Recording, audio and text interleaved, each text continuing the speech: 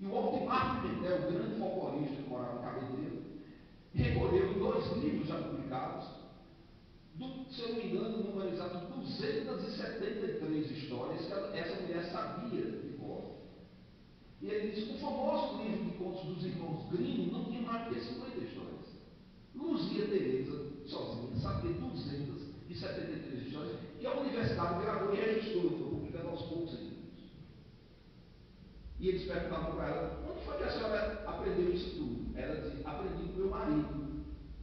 Eu fui casado durante mais de 40 anos, a gente era um casal muito unido, e toda noite, depois que a gente jantava e se deitava e apagava a luz, ele contava uma história para mim.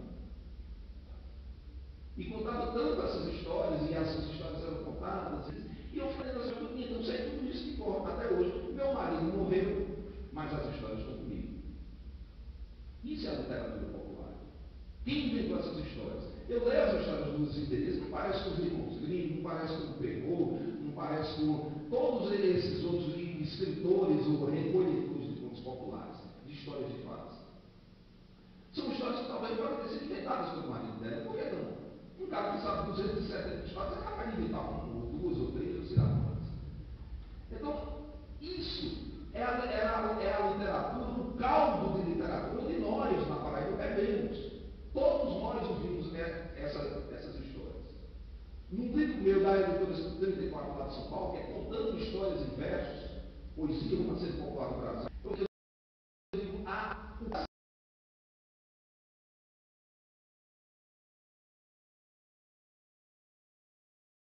os jovens e os adultos estão preocupados com o lado material da vida.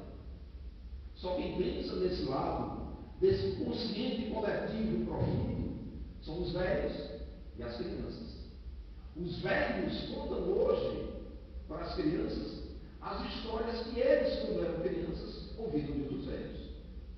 É uma conspiração soturna para não deixar essas histórias morrer.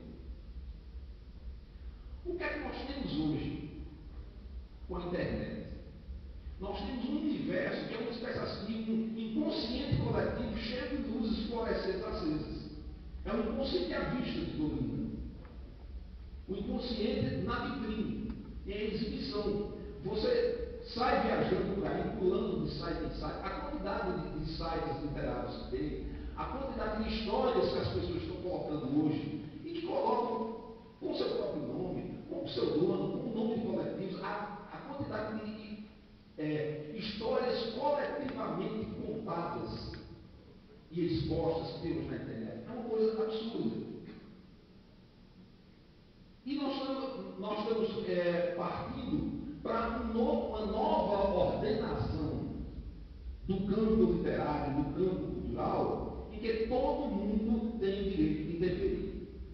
Tal como era na cultura oral de antigamente, onde todos eram consumidores e todos eram possíveis produtores. Todo mundo tinha o direito de inventar uma história. O que eu acredito nessa chamada arte burguesa é porque muitas vezes pessoas me procuram, principalmente jovens, e dizem assim, o que é que eu preciso para ser escritor? Eu digo, você precisa só escrever, porque por definição escritor é quem escreve. Ah, mas eu não fiz um curso, eu também não. Você não precisa fazer um curso para ser escritor. Você não precisa ter um terno ou gravata para ser escritor. Você não precisa ganhar um troféu primeiro para ser escritor depois. Você começa escrevendo. E outra coisa, ser escritor é difícil, ser escritor é cansativo, ser escritor é sofrido. Então, a profissão é o seu próprio filtro. Só fica na profissão quem nasceu para ela. Porque os que não nasceram para ser escritores, com poucos anos de prática, eles vão ser médicos, advogados, cantor de rock, jogador de futebol, aquela outra coisa para a qual eles talvez nasceram. Não nasceram para ser escritores. Fica sendo escritor quem não pode fazer outra coisa. Ele não consegue viver sem escrever. Nós temos uma briga muito grande por direitos autorais, para que as pessoas tenham o direito. Hoje em dia, direitos autorais do que eu escrevo corresponde mais ou menos a 40% dos meus rendimentos. Eu ganho a vida com outras coisas. Eu digo assim, sou um cara permanentemente desempregado atrás de alguma coisa para fazer. E acho isso bom, porque não deixa a gente se acomodar naquela rotina, naquela coisa. E todas as pessoas que estão querendo escrever, querendo inventar histórias, querendo contar histórias, querendo fazer poema, não estão pensando em ganhar dinheiro com isso.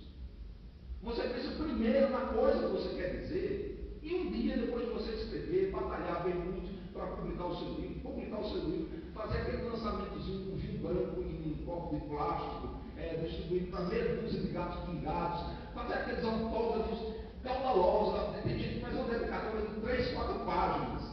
Aí o cara diz, você quer ter o primeiro livro. Quando publicar o 10º livro, bota todas as iniciais e boa noite, vai embora. Não aguenta mais aquilo.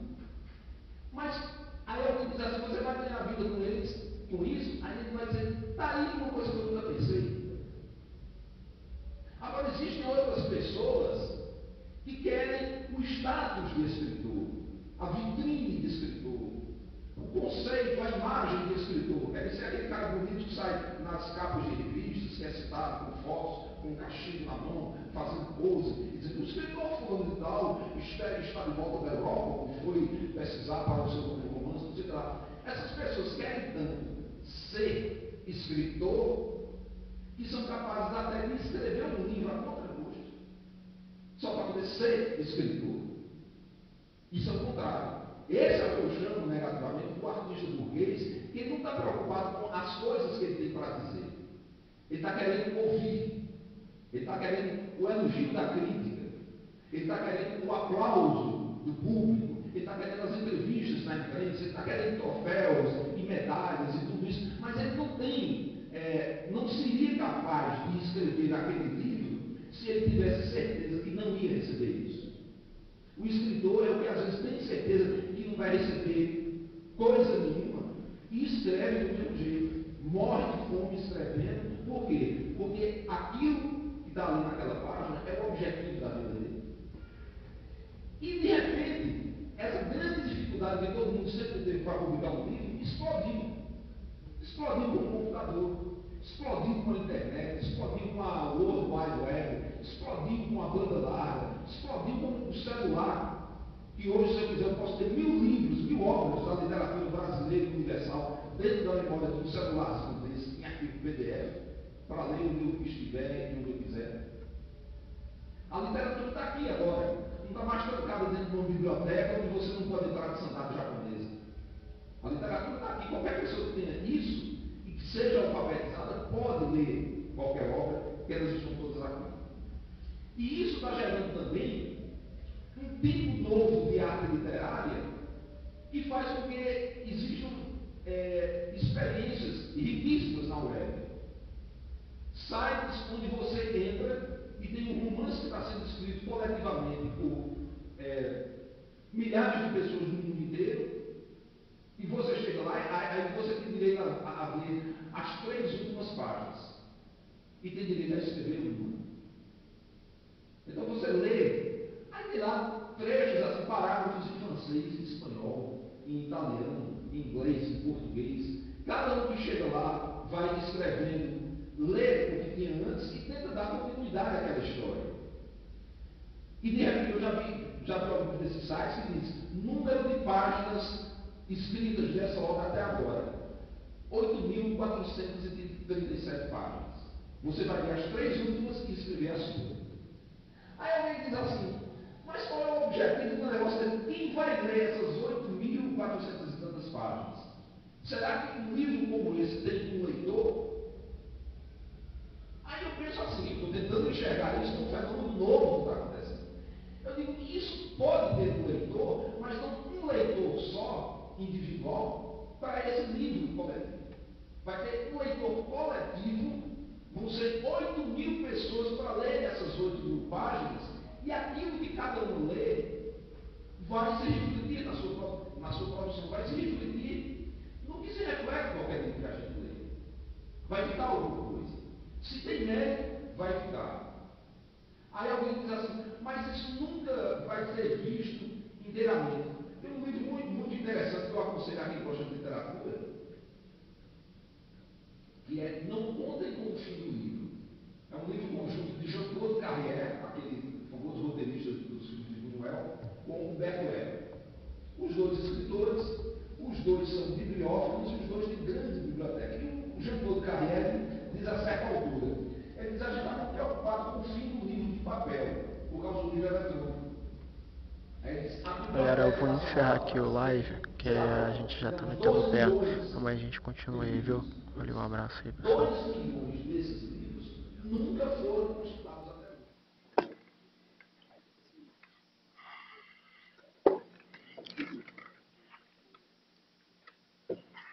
hoje. Boa tarde.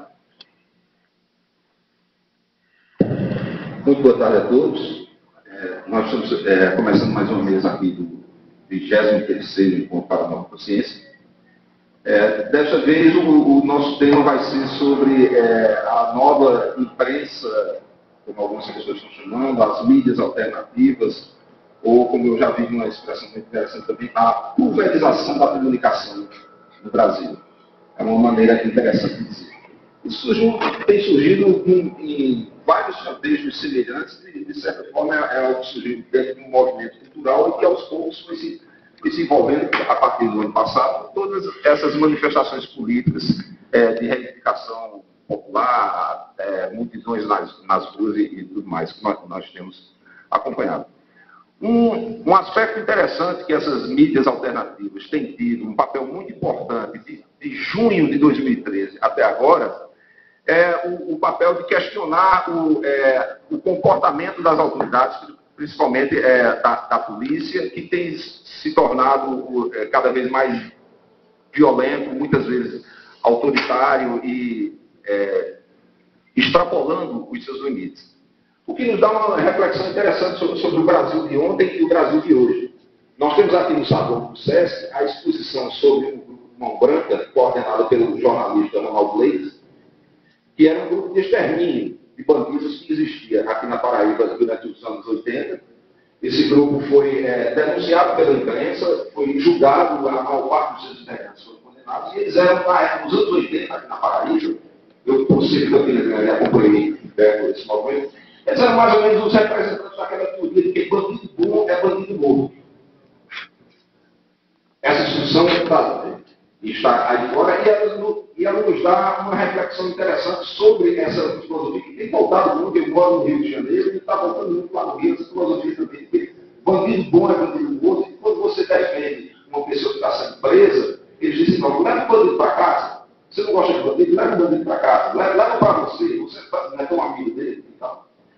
Isso é um dos piores mal-entendidos que pode existir dentro da sociedade democrática, porque, na verdade, a gente tem que partir do princípio de que o país tem uma Constituição, o país tem leis, quem não gostar das leis do país tem que nomear representantes para que essas leis sejam mudadas de acordo com o desejo da sociedade. Isso já foi feito dezenas de vezes no Brasil. Mudamos leis inúmeras vezes, temos leis antiquíssimas, antiquadas e superadas no Brasil, leis que estão aí sem vigir há mais de 30, 40, 50 anos, e tudo tem que ser feito pelo caminho da lei. Não é só o Estado que tem que vigiar a sociedade tem que vigiar o Estado. E esse movimento das mídias independentes que tem surgido é uma forma, aliada às novas tecnologias de comunicação que tem aparecido, da sociedade voltar os seus olhos para o Estado. Nós estamos criando uma espécie assim de Big Brother ao contrário, já que todos os nossos passos são vigiados, já que todas as nossas informações estão sendo registradas aí por todos os meios eletrônicos, bancários, de fichamento do cidadão que existe, então vamos nós também reverter esse processo. Vamos virar milhares, milhões de olhos para o comportamento do Estado, para o comportamento dos diferentes órgãos do Estado, dos políticos, da polícia e de tudo mais, e vamos acender a luz no Brasil inteiro. Vamos deixar tudo às claras no Brasil inteiro. Então, essa rapaziada jovem que está aqui ao meu lado está representando todo esse movimento, que é um movimento que pode ter, eventualmente, em qualquer movimento, os seus excessos, os seus equívocos, as suas hesitações, isso é uma coisa natural, mas é um movimento que eu considero saudável e importantíssimo para o Brasil do futuro. Então, vamos começar logo. Aqui o Gabriel Falcão, aqui ao meu lado, vai ler um documento e depois vocês vão falando aí pela ordem e vocês podem combinar também a ordem que vocês acham melhor. Aqui eu estou simplesmente para facilitar, eu sou o grande facilitador para o trabalho de vocês. Então, Gabriel Falcão, por favor.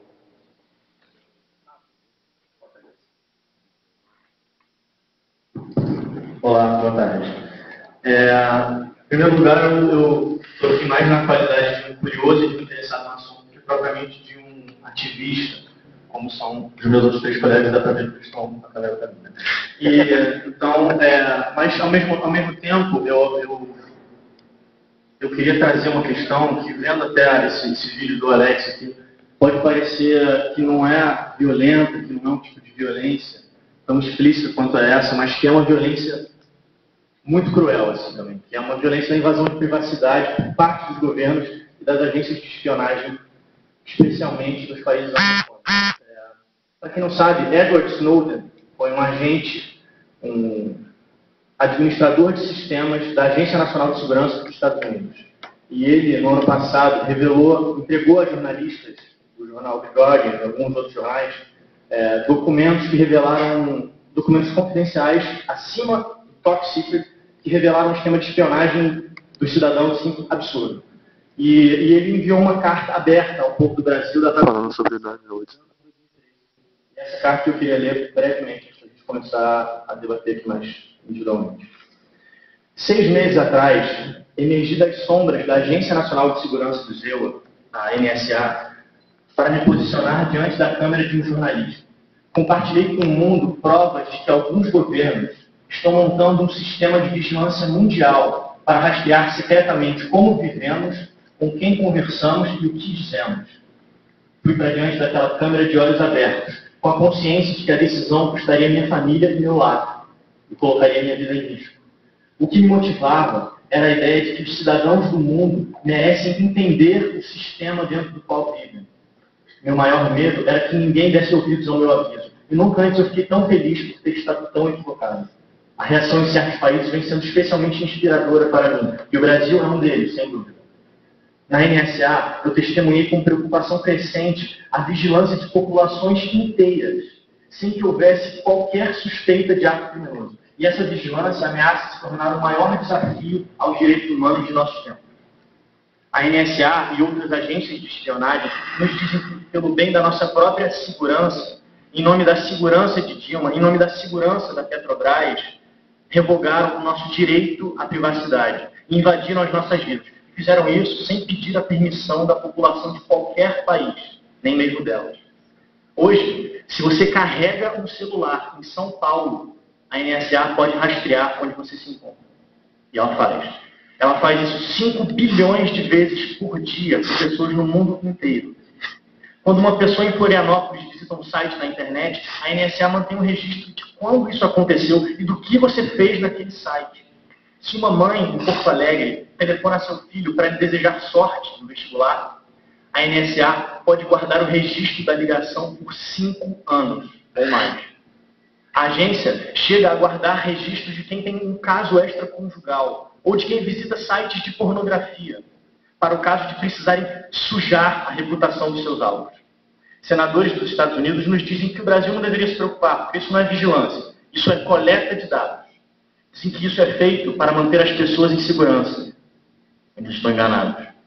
Existe uma diferença enorme entre programas legais, espionagem legítima, atuação policial legítima, em que indivíduos são vigiados com base em suspeitas razoáveis, individualizadas, e esses programas de vigilância em massa para a formação de uma rede de informações que colocam populações inteiras sob vigilância onipresente e salvam cópias de tudo para sempre. Esses programas nunca foram motivados pela luta contra o terrorismo. São motivados por espionagem econômica, controle social e manipulação diplomática. São motivados pela busca de poder. Muitos senadores brasileiros concordam e pediram minha ajuda com sua investigação sobre a suspeita de crimes cometidos contra cidadãos brasileiros. Eu estou desapropriado e ilegal. O governo dos Estados Unidos da América vem trabalhando arduamente para limitar minha capacidade de fazê-lo, chegando ao ponto de obrigar o avião presidencial de Evo Morales a pousar, para me impedir de viajar à América Latina. Até que um país conceda asilo político permanente, o governo dos Estados Unidos vai continuar a interferir com minha capacidade de falar. 6 meses atrás, eu revelei que a NSA queria ouvir o mundo inteiro. Agora o mundo inteiro está ouvindo de volta e também falando. e a NSA não gosta do que está ouvindo. A cultura de vigilância mundial indiscriminada, que foi exposta a debates políticos e investigações reais em todos os continentes, está desabando. Apenas 3 semanas atrás, em dezembro, o Brasil liderou o Comitê de Direitos Humanos das Nações Unidas para reconhecer pela primeira vez na história que a privacidade não para onde a rede digital começa. E que a vigilância em massa de inocentes é uma violação dos direitos humanos. A maré virou e finalmente podemos visualizar um futuro em que possamos desfrutar de segurança sem sacrificar nossa privacidade.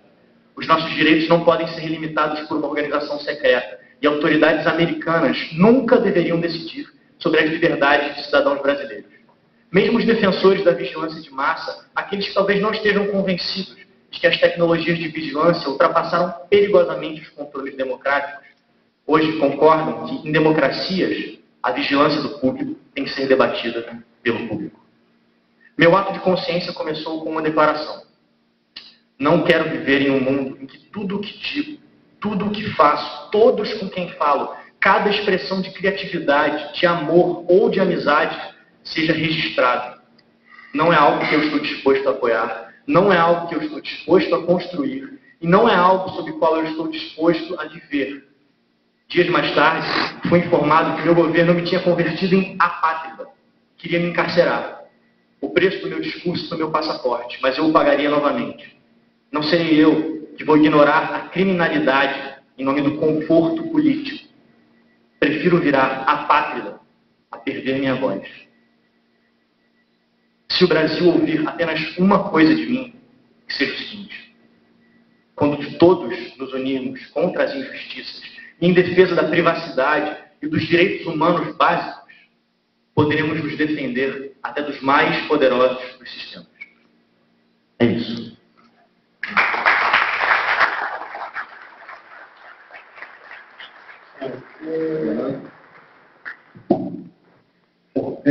Só para a gente ver um pouquinho desse texto, como que é um absurdo da NSA, da CIA,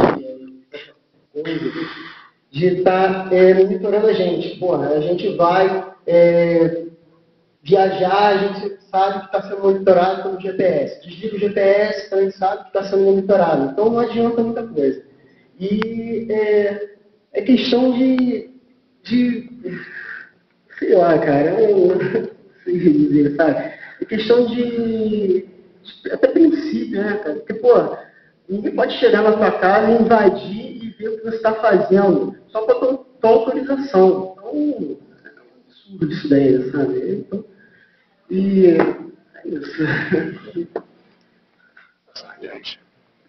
Bom, realmente essa questão da invasão da privacidade, da monitoração da gente, quer dizer, essa reação da população, ela justamente é contra isso, porque você vê hoje os governos, o povo está na rua por quê? Está insatisfeito, porque não é ouvido. Toda vez que o povo quer falar, ele é reprimido. Aí é interessante, os governos monitoram cada passo nosso, mas não nos dão expressão. Né? Só que, por mais que eles sejam nossos governantes e nossos representantes que não nos representam, né? Eles só estão ali porque foram colocados por nós. Então, cabe agora à massa, ao povo, reagir a isso. O Snowden falou dessa questão, o Gabriel também, como violência, né? Essa questão da invasão da privacidade.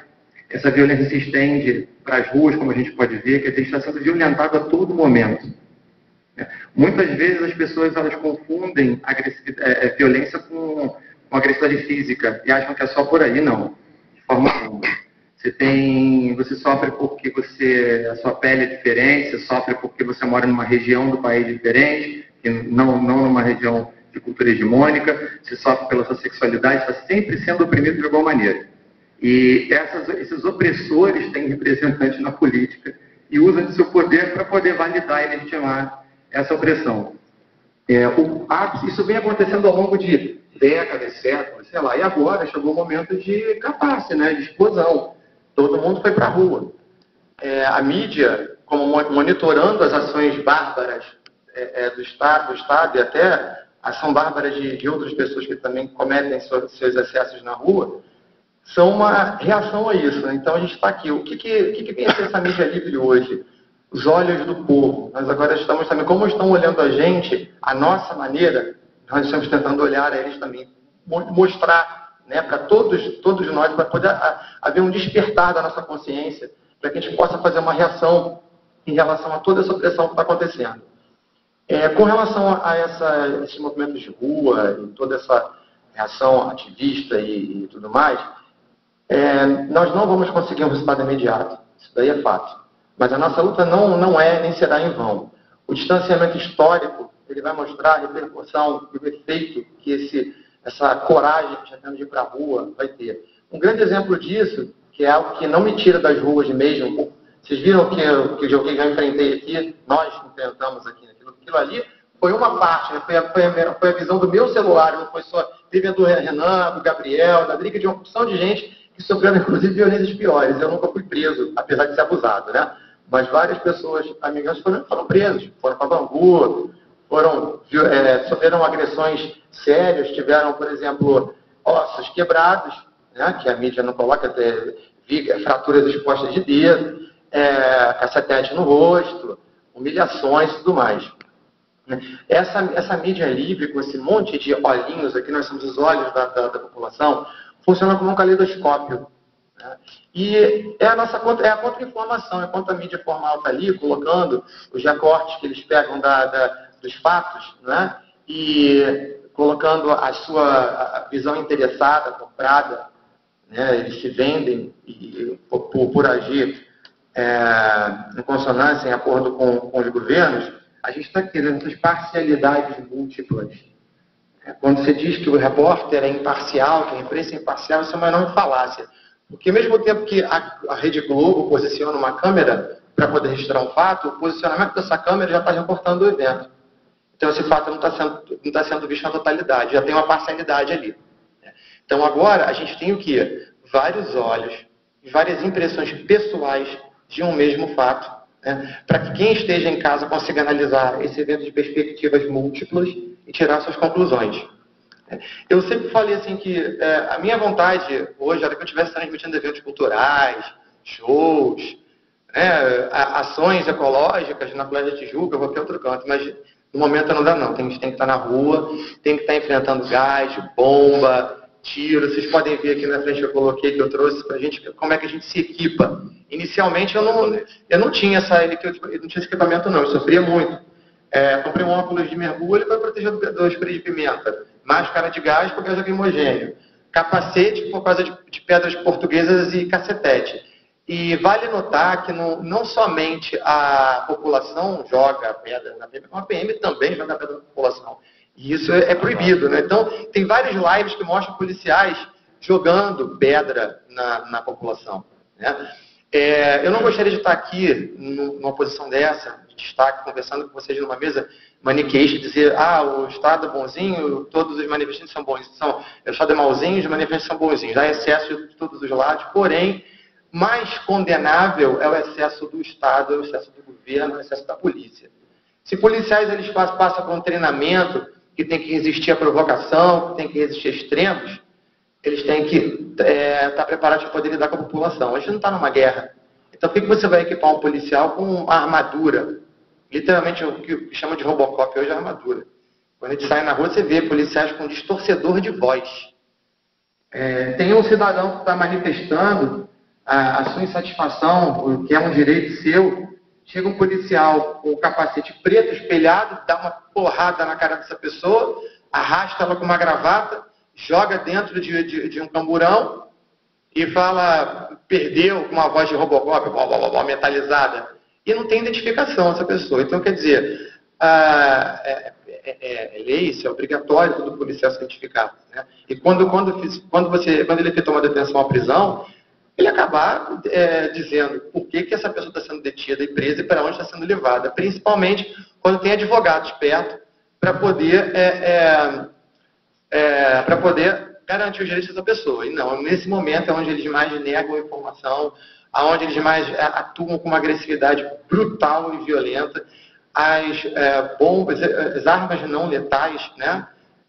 Hoje em dia a gente tem que botar um ponto de interrogação nisso. O que é uma arma não letal? Né?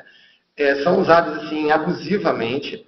Um momento clássico disso foi a manifestação dos professores, né, uma manifestação supostamente pacífica ali, onde os professores foram pedir ajuda aos black blocs. Olha só que interessante. Quem teve que ajudar os professores a poder continuar lutando pelos seus direitos foram os marginais, aqueles que são caçados pelo Estado, que são criminalizados, né, enquanto a polícia estava dando pancada em senhoras, em homens e mulheres, e tudo arrastando pelo cabelo, bombas de gás lacrimogêneo. Teve uma amiga nossa que ficou, 3 amigas nossas ficaram na porta da Câmara Municipal, protegidas por 2 ripas de madeira, e quando acabou a confusão, nós contamos 15 tiros de bala de borracha.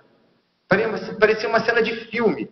3 mulheres ali, não é? 3 mulheres ali, acuadas no canto, e pá, e bala de borracha e gás. Aí, detalhe, você está sendo agredido por várias balas de borracha, e o ar impregnado de gás lacrimogênio, te criando uma sensação horrorosa, que às vezes essa máscara com filtro duplo de carvão ativado não chega para poder evitar, né? Te deixando agonizado, fazendo com que você se movimente dali para poder buscar, e você escolhe, você sufoca, ou você vai ser metralhado por balas de borracha. Se não fosse a mídia livre hoje, as nossas transmissões, isso tudo não seria realidade, não seria verdade. Porque os registros históricos não mencionariam isso, os governantes negariam isso, e a imprensa diria que essas balas foram atiradas por manifestantes ou por baderneiros ou vândalos. E eu digo hoje em dia, eu sou vândalo, eu sou Alexander Lefletier, eu vândalo. Somos os vândalos. E se você pegar o significado da palavra, essa palavra se esvaziou de sentido, totalmente. Hoje em dia, o quê? Que o vândalo é aquele que destrói, que defende. Vandalismo é crime, inclusive, né? Um crime previsto no Código Penal. Hoje em dia, quem quer defender o seu direito é vândalo. Quem arrebenta, quem bate, quem acaba saindo muito mais armado, destroçando a população e a polícia. Então, quer dizer, eu sou vândalo mesmo, cara, porque hoje em dia essa palavra ganha um outro sentido, né? Então, é isso assim, nessa questão da mídia livre, nós hoje temos aqui um passo para a democratização da comunicação. Nós temos a contra-informação.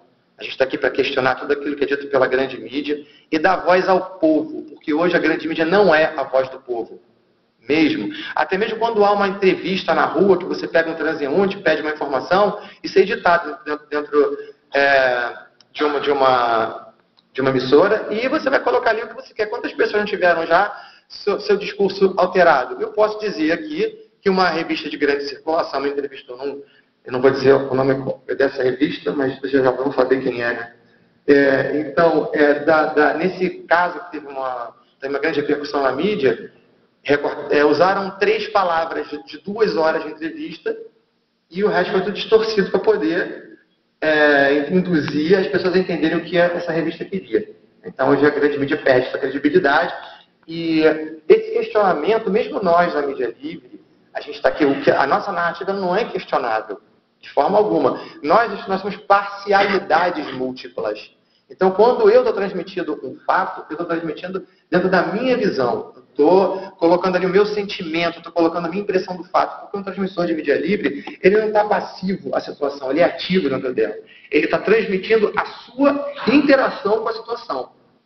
Então, quer dizer, olhei o Alex, vou ver o Renan, olhei o Renan, vou ver o Gabriel, e vou ver outros transmissores, e a partir daí você vai montar do que você está vendo, desses vários canais múltiplos de informação, a sua opinião quanto àquilo que está acontecendo. Agora, interessante é como você percebe o padrão, né, de similaridade entre os discursos, entre as narrativas de todos que estão na rua, e uma discrepância enorme em relação ao que é narrado na grande mídia. Foi assim, revoltante você chegar em casa de um ato, arrebentado, porque um ato no Rio não são 2 horinhas, são 8, 9 horas. A gente tem que ter bateria pra caramba, bateria externa, que é outro recurso que a gente tem, para poder ampliar. Aqui vocês podem ver, o Renan está cima aqui, que a gente amplia muito a capacidade de operação do celular. O seu braço em pé, aqui todo dormente já, você já com dor e tudo, na hora você não sente não. Bum, pá, pá, corre pra cá, pega pra lá, vem pra ali. E você tá no gás de adrenalina, você não sente nada. Chega em casa, você tá moído. Você não... E moído 2 vezes, porque você tá moído fisicamente, mentalmente e emocionalmente 3 vezes. Você sai de lá arrasado. É muito triste você ver o Estado arrebentando com o seu povo, utilizando o seu contingente policial para poder coibir direitos de manifestação, calar a voz do povo. Né? E o pessoal ali tentando fazer resistência, lutando pra caramba. Realmente as manifestações, elas têm hoje um número de pessoas menor na rua? Tem. Acho que daqui a pouco essa rua vai encher de novo, porque a gente não vai calar, a gente vai continuar ali. Então acho que hoje em dia esse advento da mídia livre é algo assim muito precioso, poderoso, que está começando agora. Está começando a ganhar forma agora, é uma nova estética jornalística, narrativa, né? Toda estética gera uma ética, então a gente está vendo que as transmissões vão ganhando gradualmente um formato, cada transmissor vai conseguindo amadurecer mais dentro da sua transmissão, melhorar o equipamento. Hoje você tem que ter um celular bom, você tem que ter uma internet boa. Falando em transmissão, outra coisa que o Estado costuma fazer também para poder prejudicar a mídia livre é que colocar bloqueadores de sinal nos lugares, onde você tem internet caindo toda hora ou sem nenhum sinal. Então, por que será que nossos sinais são bloqueados? Né? A questão é sinal que tem nós temos uma ameaça muito grande a qualquer tipo de manipulação de fatos, de realidade. Então, todo esforço que é feito para nos calar é válido, né? Um esforço calado e tudo mais. Essas manifestações de movimento de rua são a ponta do iceberg. A gente realmente tem que entender isso numa perspectiva mais ampla, a coisa está pior. Então, assim, ao mesmo tempo que esse ato político de manifestação, de lotar as ruas, ele é válido, legítimo, a gente tem que estar lá, a micropolítica também, a ação individual, ela é essencial. E outra coisa que eu queria, só para encerrar essa primeira fala para vocês, é o seguinte: o ambiente digital, ele também é um ambiente de manifestação. Então, quando a gente fala assim, e você aí que é manifestante de poltrona, esse manifestante de poltrona não necessariamente não é o cara que não vai à rua. É o cara que fica olhando, vendo aquilo, achando aquilo, ai meu Deus, que coisa horrível, comenta com o coleguinha na esquina, aquilo fica por ali, não partilha, não se coloca dentro do ambiente digital. Agora, se vocês quiserem fortalecer o movimento popular e tudo mais, assistam os canais de mídia livre, compartilhem os posts dentro das redes sociais. Esse compartilhamento, essa pulverização de informação, ela é essencial para o fortalecimento da nossa luta para um Brasil e para um mundo melhor. Eu queria passar a palavra aqui para o Gabriel e a gente já volta a falar, tá bom? Obrigado.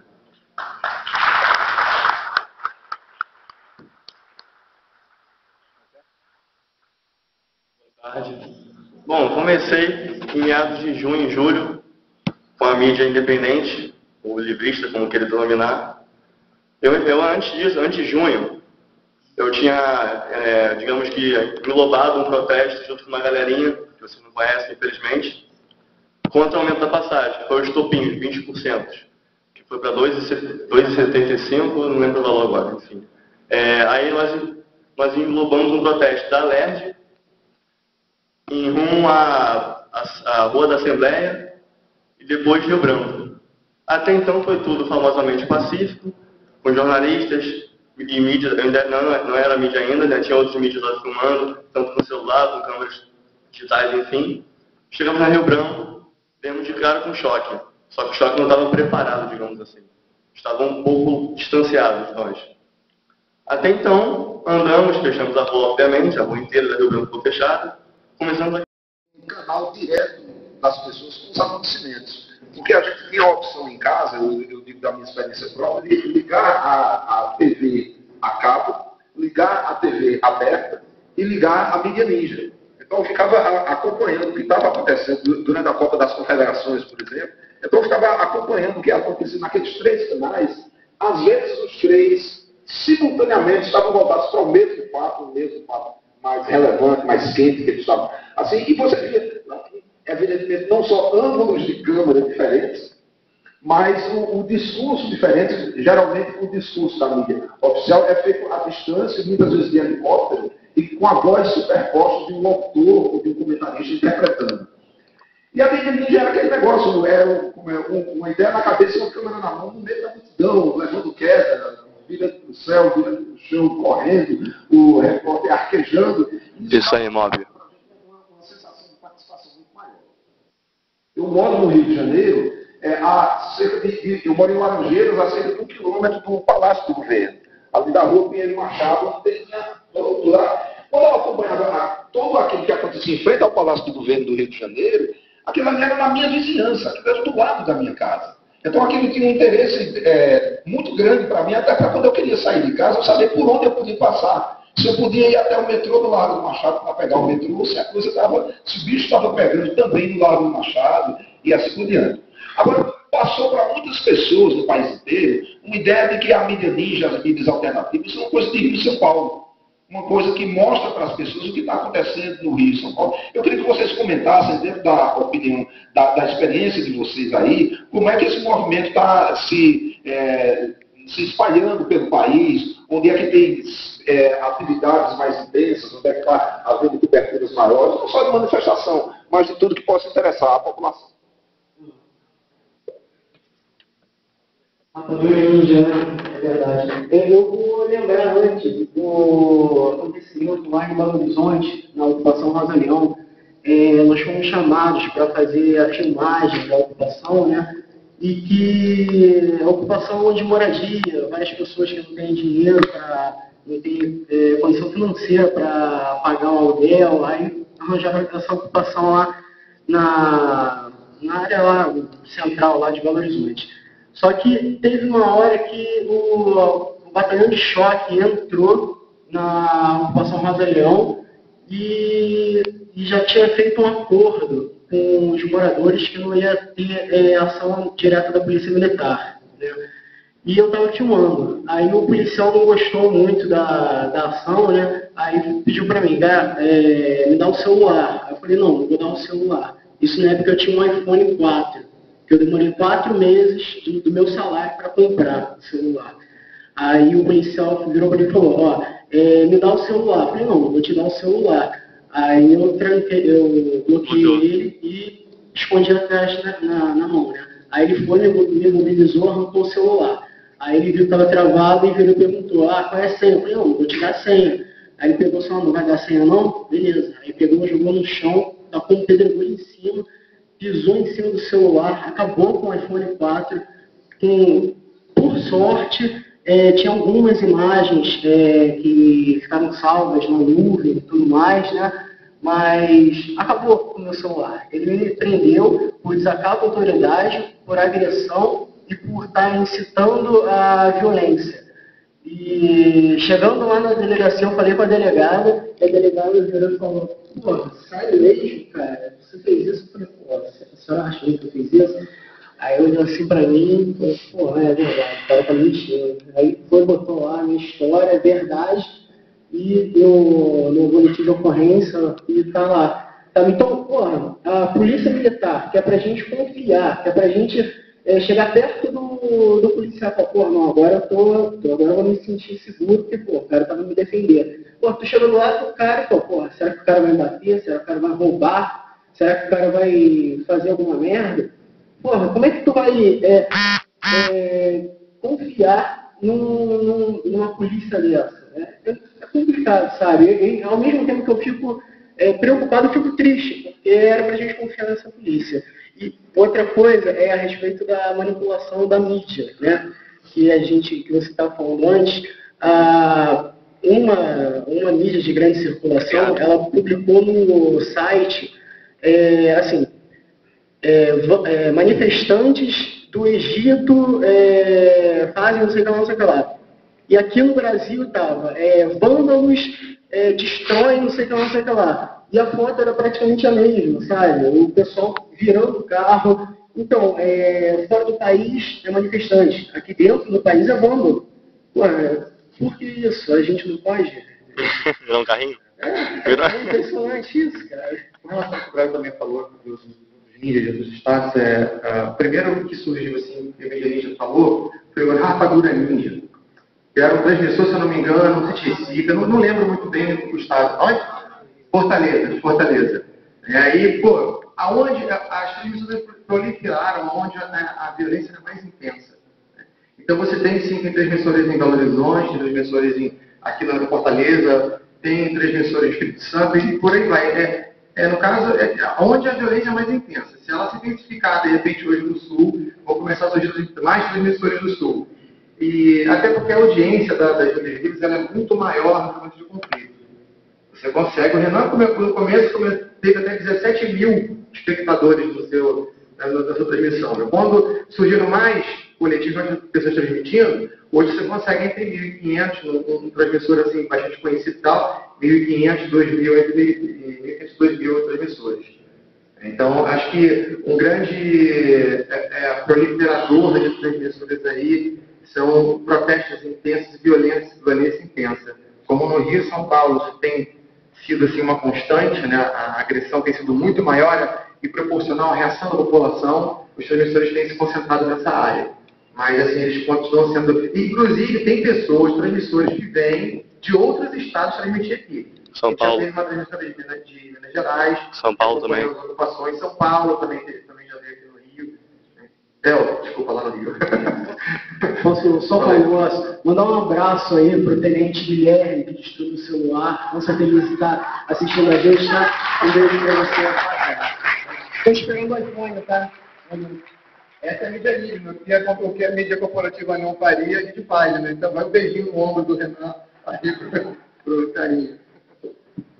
Aproveitando outro gancho aqui do que o Braulio estava falando em relação à imparcialidade, né? Porque sempre as mídias, essas mídias, esses coletivos midiáticos civis, assim, né? Que é um fenômeno muito recente, né?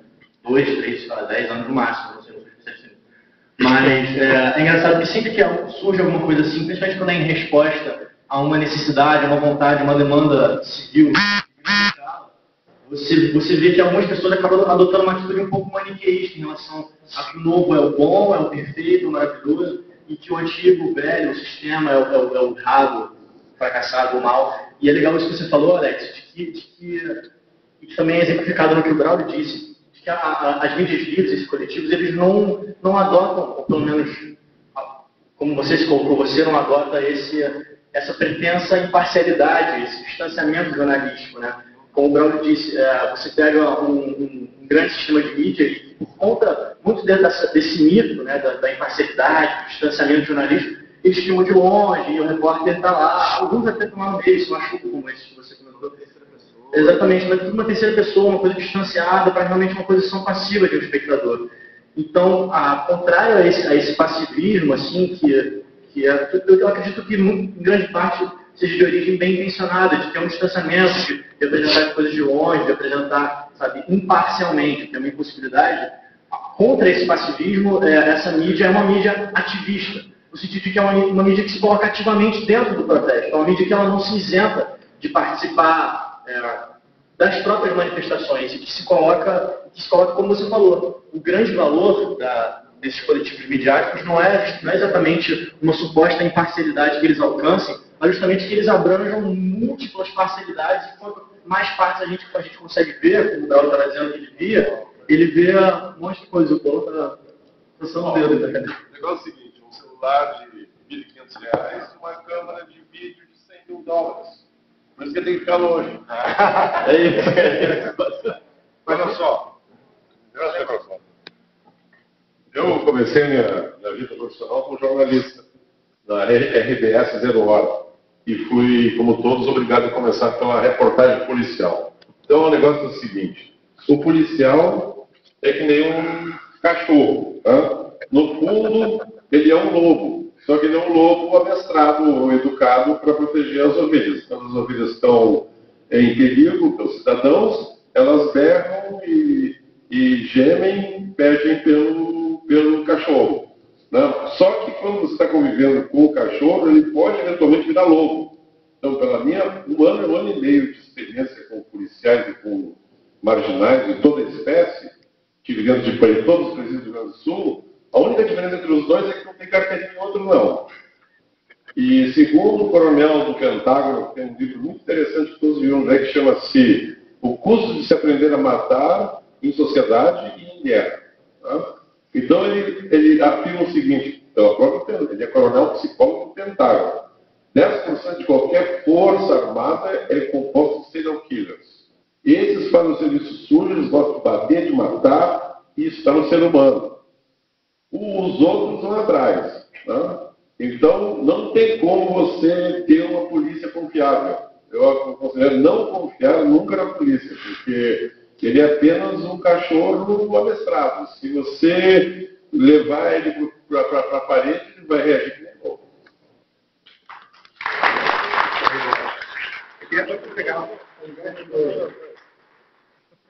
Lá na Zero Hora, sobre imparcialidade, e havia uma lista, em 72, se era de na parede dos assuntos e empresas que nós não poderíamos escrever, porque não era do interesse da empresa proprietária do jornal. Então, os meios de comunicação são todos parciais, porque eles são sempre sujeitos a uma venda de cor de banca, que é o que realmente, no fim das contas, é o que determina a ideologia deles de publicação. Lá na sala do Boni, ele tinha todos os canais ligados e o Ibope instantâneo. O Faustão tem na frente dele um monitor com o Ibope instantâneo. Se o sujeito está dando Ibope, ele estende a entrevista. Se o sujeito está caindo, ele corta o cara, entendeu? Então, esperar da mídia em grande escala que eles sejam parciais e que eles... E depois que é o seguinte, você escreve alguma coisa, você reporta algo, um repórter, por exemplo, eu fui, cansei da minha matéria ser distorcida, travada no editor, no editor-chefe e no diretor da redação. Isso aí é normal. É muito difícil você realmente, numa estrutura de mídia de grande porte, você conseguir alguma imparcialidade. Eu só queria falar uma coisa em relação a isso. O Bruno falou que havia mídia livre, conectado no metrô e tudo mais, e a capacidade de interação do manifestante, do cidadão com a mídia livre é muito grande, porque vocês não vão ver aqui, mas estou transmitindo e tem um chat aqui. Então, nossos canais eles permitem que todo mundo que esteja nos assistindo nos coloque informações. Como vocês estão de casa vendo vários olhares diferentes, o manifestante de casa não pode dar dicas para a gente. Alex, corre ali na esquina de tal rua, porque está acontecendo tal coisa, então cuidado, atrás de você tem alguém vindo, porque eu estou vendo pela câmera do outro. Então, nós não somos só os olhos do povo, a gente acaba sendo uma extensão até do próprio corpo das pessoas, que pode, através de nós, interagir em situações. Eu já fui em São Paulo várias vezes, minha amiga Iris ali é minha base, né? Brinquei, tá? Ela vai monitorando todas as notícias para mim, eu transmitindo na internet, vendo os outros transmissores, vai falando para mim o que está acontecendo, e através dessas informações eu vou vendo o que eu vou fazer, o que eu não vou fazer, para onde eu vou virar a minha câmera e para que direção eu vou seguir. Então, eu queria retomar aqui essa discussão sobre o aspecto geral da mídia no país, porque todos nós, aí eu estou falando da população, das pessoas com quem eu converso, com quem eu saio, assim, as pessoas comentam. Então, para a grande maioria da população, no ano passado, a mídia ninja surgiu naquela famosa entrevista do Pablo Capilé, Fora do Eixo, e do Bruno Tocou, do Roda Viva, da TV Cultura. Muitos amigos meus, inclusive, passaram a discutir essa questão a partir daquela entrevista. E para a grande maioria das pessoas, existe um coletivo de produções artísticas de shows chamado Fora do Eixo, que percorre o Brasil inteiro. Então, são várias casas situadas em vários lugares do Brasil, de jovens que se juntam para produzir, principalmente shows de músicas, trabalhos de teatro e outras coisas, e que dentro ou ao lado desse grupo do Fora do Eixo, surgiu um grupo de repórteres com celular na mão chamados mídia ninja. A gente sabe que essa realidade é muito mais variada e muito mais diversificada do que isso. Não existem dois grupos dessa galera aí. Existe um grande número de grupos. Eu queria que vocês falassem mais ou menos os grupos locais que existem, que, além da mídia ninja, como o rótulo mais evidente assim, quais são os outros grupos que existem espalhados por aí, como é que esses grupos estão se fracionando, se dividindo, se tem alguns grupos especializados mais no tipo de cobertura e outros no tipo de cobertura, porque eu acho que alguns cobrem mais manifestações, outros cobrem coletivos do ponto de vista cultural, eu já vi algumas transmissões também de shows e outras coisas. Queria que vocês aí que têm a experiência Mickey. direta e dentro do assunto, comentar assim. O que já começou, né, popularizou essas transmissões nas manifestações. Muita gente adotou a sigla Ninja, narrativas independentes, jornalismo e ação, sem fazer parte diretamente do Ninja. Hoje em dia, a seguir a isso, vários coletivos foram se formando, e tem coletivos a gente pode colocar como Mariachi, Fanfarra,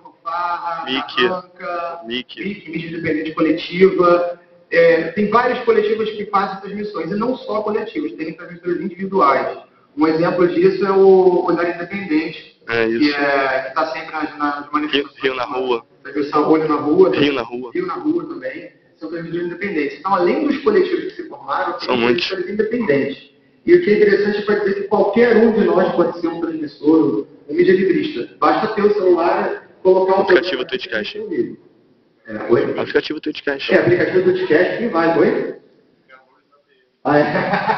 Alguém gostaria de ficar perto, como eu, para chegar. Você fazer uma transmissão assim, por exemplo, se eu vou para uma manifestação, Esse aplicativo. eu quero fazer uma transmissão. Eu faço, eu tenho esse aplicativo e levar o celular. Dá uma olhadinha no aplicativo.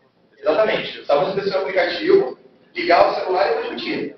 Não tem Vai ter um chat embaixo aí. Até porque, como eu falei, hoje em dia, como esse tipo de transmissão é algo novo, ainda não se criou um Tem um chat formato embaixo de transmissão. Então, cada um, como são parcialidades múltiplas, você vai mostrar o o vídeo seu olhar. e o chat embaixo aqui. Você vai articular sobre Aqui é o pra conversar. O que eu tô falando estão ouvindo lá nesse momento. O áudio já pega bastante. Oi? Twitchcast Live. Twitchcast Live. Tô jogando no YouTube, parece. O vídeo tem um chat embaixo. O nome do aplicativo é Twitchcast Live. Até agora, já tá transmitindo, o que eu tô falando tá sendo ouvido por lá. Na internet, no caso, no Twitter. O site não tem site específico, é twitchcast.tv, aí o nome que você quiser. No meu caso é o OP Ativismo. Aí tem o Alex, ali, a mídia Alex J. Então, tem o Renan, ali de center, que é o Tuca Ninja RJ. Quando eu chego lá na página, Oi? Enquanto, jogando só os nomes, você encontra na descrição. Aí aquela vez foi cortada. Eu rapidamente. Portador de celular, qualquer celular que seja smartphone ou iPhone. Twitchcast Live. Twitch, Casting Live. Livre, no caso. Isso. Se você tiver conta. Qual site? Web Realidade. Ah, tá. Eu tô ouvindo lá. Se você tiver conta no Twitter ou no Facebook, você pode transmitir já. Se eu tiver conta no Twitter ou no Facebook, você já pode transmitir. É só baixar o aplicativo do celular e baixar. Isso aqui é popular, 0800. O 2 com som, você consegue, inclusive, caso queiram ver. O que você vai ouvir, né? Aí aqui embaixo é o chat. Não, eu tô do Twitter, mas tem comentar no Facebook também. O nome do aplicativo é Twitchcast Live. Android, iPhone e smartphone. Android de casa, existe. Aí ao pé da letra Twitch, Live. É o pé da letra falando. Qualquer câmera vai filmar o que está, ou fotografar o que está dentro dela. Então, se vocês façam manifestações aqui, baixa o chat. São conversar. O que eu tô falando nesse momento tá ouvindo no vídeo da internet. Eu queria saber se existem as coisas. Suponhamos que, aí vou dizer do meu ponto de vista, os Rolling Stones vêm cantar no Brasil. Tem a possibilidade de eu ter, assim, 200 câmeras transmitindo um show? Tem, se tiver tantas pessoas transmitindo lá dentro. Você tem, eu não tô vendo o que eu tô falando agora. O evento vai permitir. Aí embaixo é o chat, no caso, pra conversar. O que eu tô falando aqui tá sendo ouvido na internet, que o áudio pega bastante.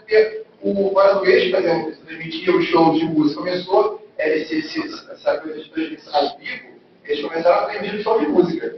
E quando surgiu a volta da rua, foi só vídeo embaixo é o chat. Esse tipo de transmissão. Né? O que tá sendo dito agora tá pegando áudio. Digamos que eu estou lá no Rio de Janeiro. Agora eu fico sabendo que hoje à noite a banda Capoeira vai tocar aqui, são meus amigos. Tem 2 anos que eu não vejo um show da banda Capoeira. Sei que eles estão tocando um monte de eu gostaria, eu imagino que todo mundo gosta Só que queira uma ver banda muito, no Mato Grosso, ou no Rio Grande do Sul, no Paraná, naquela noite, eu gostaria de ter um canal onde eu pudesse ligar e ver um áudio precário mesmo. Aí embaixo é o chat.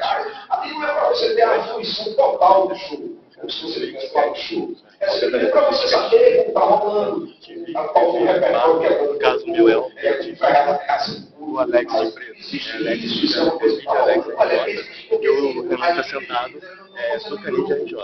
Tornando barra, as palavras caem no meio. O áudio pega forte. É um diferente quanto de áudio. Então, um fã da capoeira de Gelás, com muita vontade de partilhar esse momento com todas as pessoas que gostam, que são fãs também, ele vai transmitir. Então, se você tem essa vontade de contar com um amigo seu, aonde está falando, qualquer coisa, vai lá e transmite pra gente. Ou então procura nos sites ou fanpages dessa banda, que pode ser que alguém que divulgue aqui uma transmissão. Agora, assim, dá para você programar, marcar uma transmissão para acontecer, se você fizer como eu disse, né? Combinar com alguém, ou então pesquisar na internet quem vai fazer isso. Qualquer evento, a mídia livre hoje ela faz transmite qualquer evento, eventos culturais, inclusive, às vezes a gente liga a nossa transmissão em casa apontando o celular para a parede, enche o chat de pessoas conversando conosco. Isso até funciona a nível pessoal. A minha amiga, oi, Mazinho.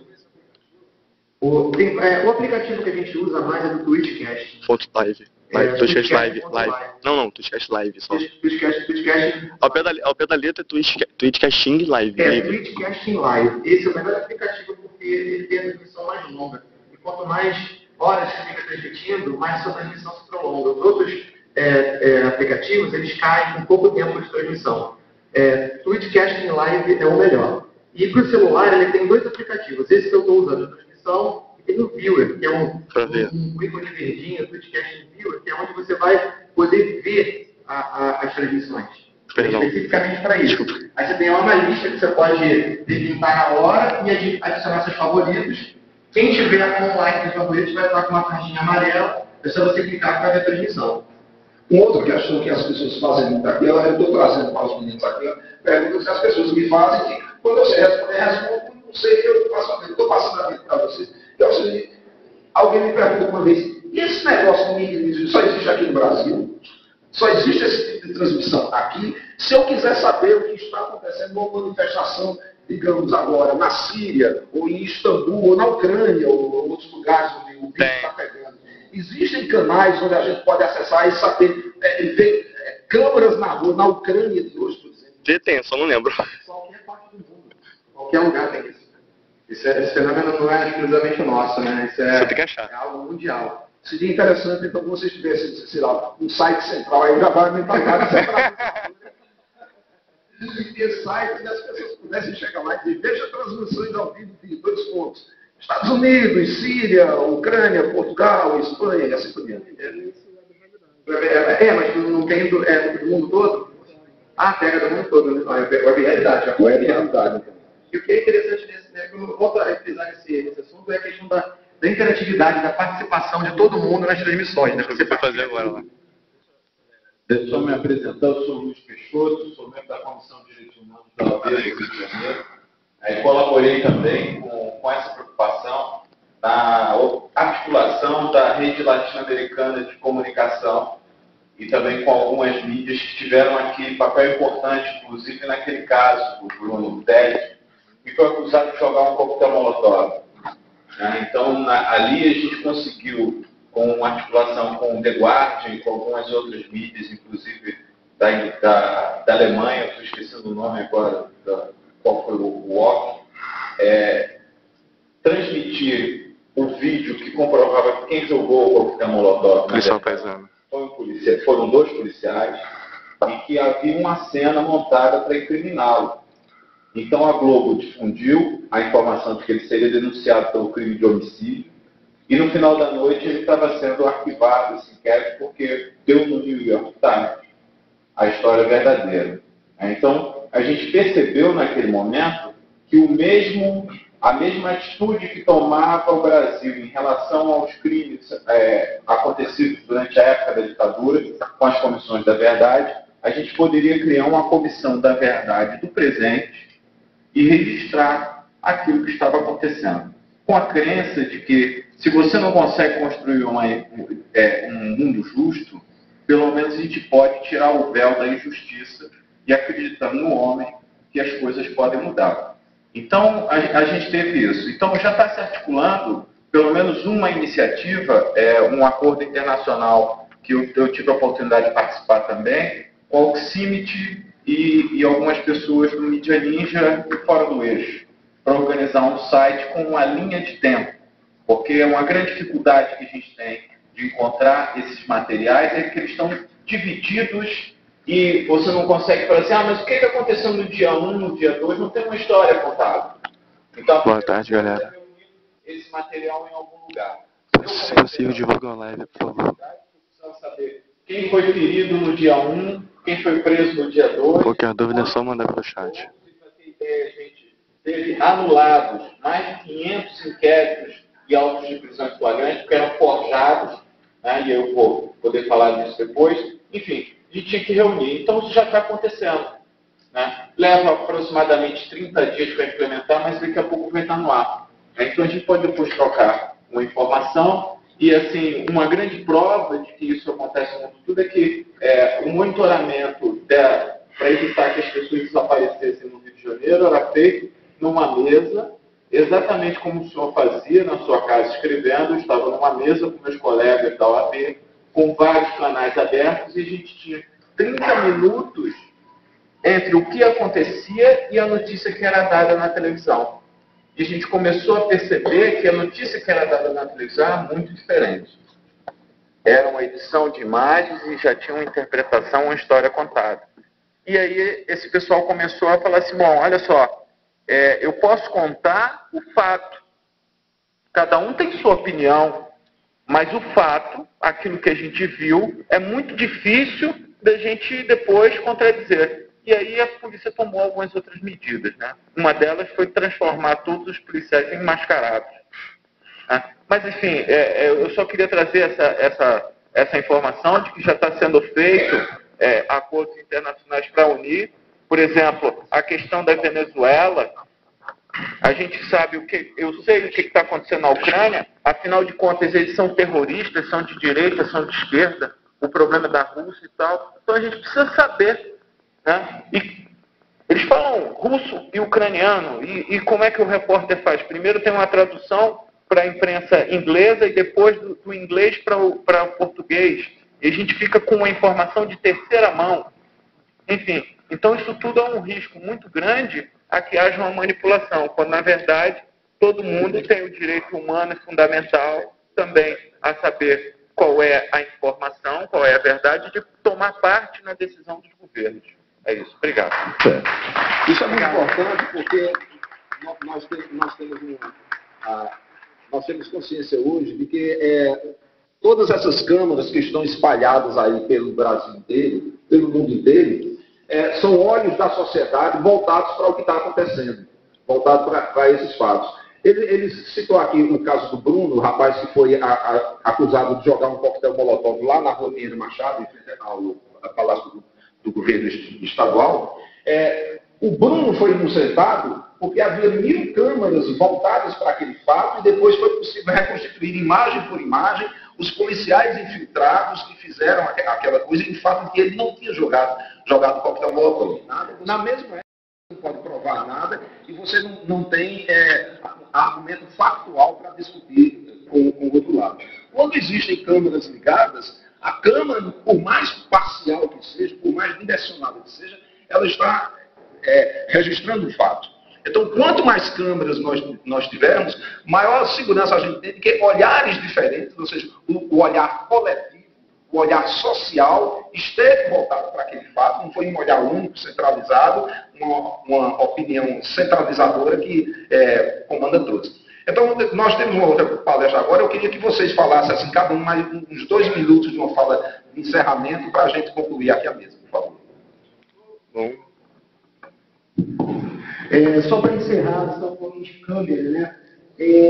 Na Polícia Militar do Rio de Janeiro, entrou uma lei, tem uma lei lá no Rio, que a viatura da Polícia Civil, da Polícia Militar, tem que ter uma câmera no teto e uma câmera Exatamente, como nos Estados Unidos. Uma câmera no teto, virada para fora, para frente, e uma câmera interna, virada para o rosto do policial, dos dois policiais.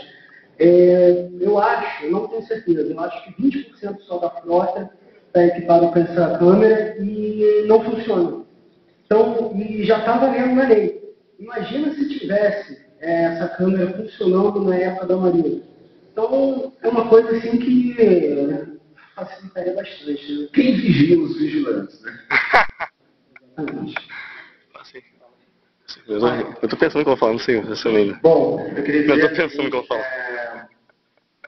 Tornar a falar para vocês que a gente está transmitindo, a gente não está transmitindo sozinho, nós somos um pedaço de vocês que estão ali, então assistam tudo que vocês puderem de mídia livre, participem, interfiram no nosso olhar, façam informação, manifestem-se aqui, tudo que vocês... Quando eu estava aqui nas minhas transmissões, eu falava, pessoal, olha só, eu estou aqui, essa manifestação com 1.500 pessoas, tem um acréscimo de vocês que estão aqui. Então, olha só, que se quiserem cantar, gritar palavras novas, escrevam no chat, em caixa alta, porque vai ficar registrado aqui a participação de vocês nessa manifestação.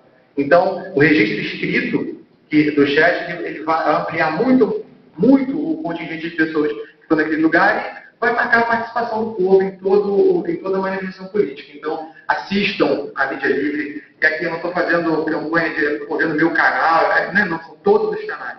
Aqui a gente não quer audiência para um só, não. A gente quer audiência em todos, porque nós somos os olhos do povo e os braços de pernas do povo também. Então, vocês vão nos ajudar a construir essa nova realidade e interferir naquilo que precisa ser alterado. Muito obrigado. Só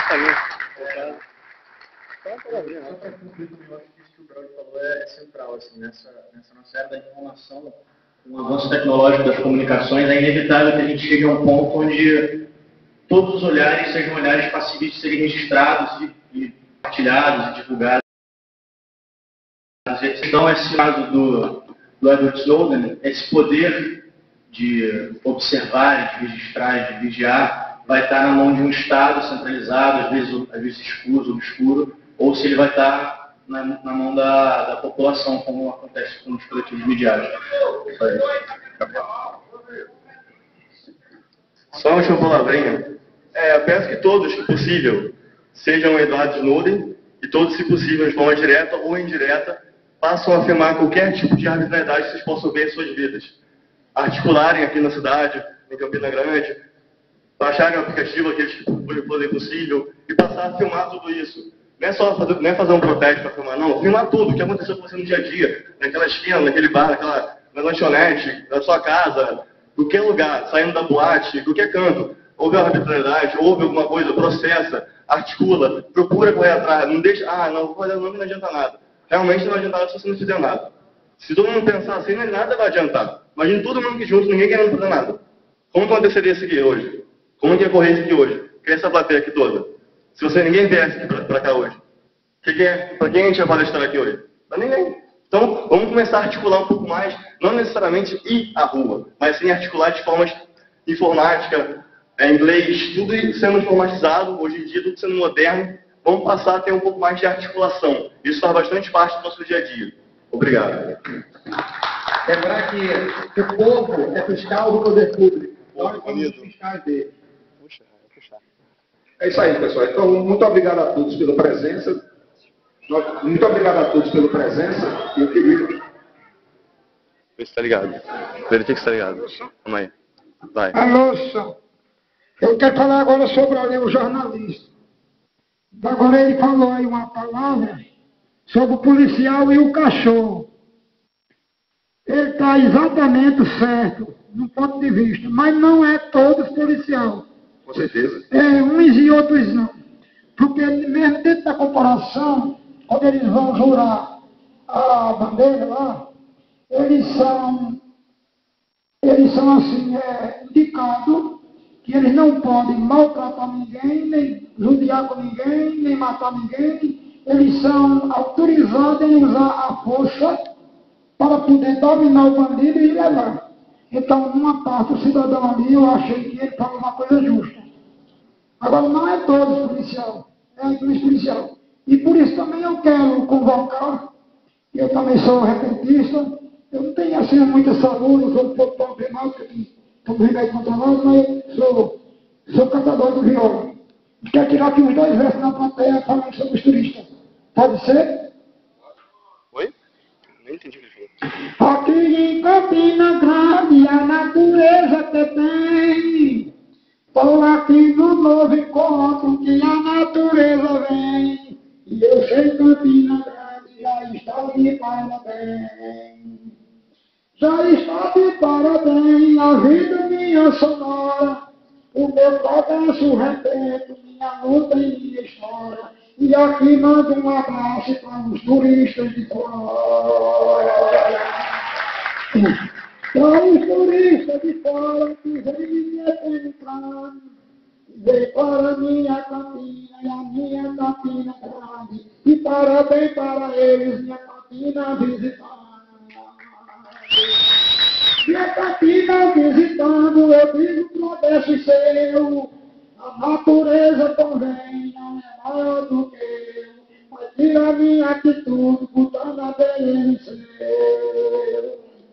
Falar do policial que tem vida e tem humor. Tem o policial que é gente, o policial que é cachorro. Que não sabe trabalhar, só presta no pé do gol. Muito obrigado. Atenção de palmas, gente. Tchau. É isso aí, pessoal. Muito obrigado pela presença de todos e vamos aguardar a próxima vez.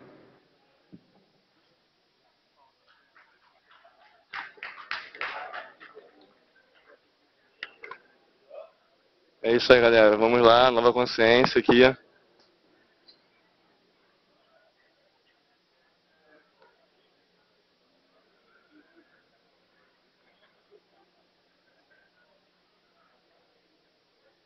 Muito obrigado, valeu, abraço a todos.